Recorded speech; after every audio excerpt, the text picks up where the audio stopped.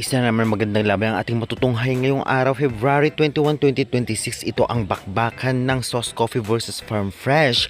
Well, anong team kaya ang posibleng manalo? Kayaning kaya na Farm Fresh ang Sauce Coffee. Ngayong malakas na sila? Well, kaya na pag-uusapan this video. Kaya before that guys, please naman, huwag niyong kalimutan mag-like, comment, and subscribe, and pa-hit the notification bell for more PVL valuable updates. Maraming salamat sa support. Subscribe na, pa-like, and share na rin. And avail na kayo ng ating product dyan sa baba.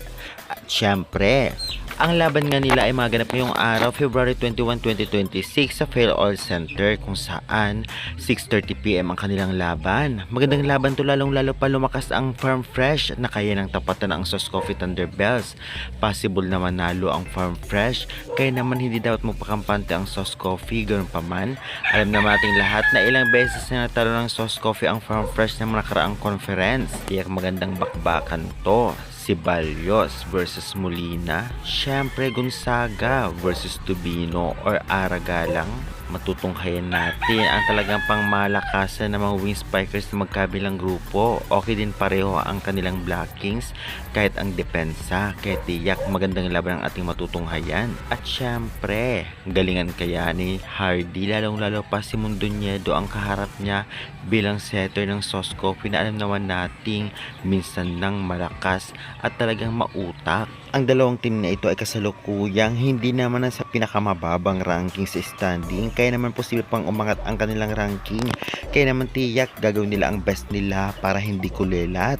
At syempre, kung tutuusin talaga ay powerful ang mga recruit nila. Powerful pa dati ang team, medyo ang ibang team lang talaga ay nagwagi at sinwerte para matalo sila.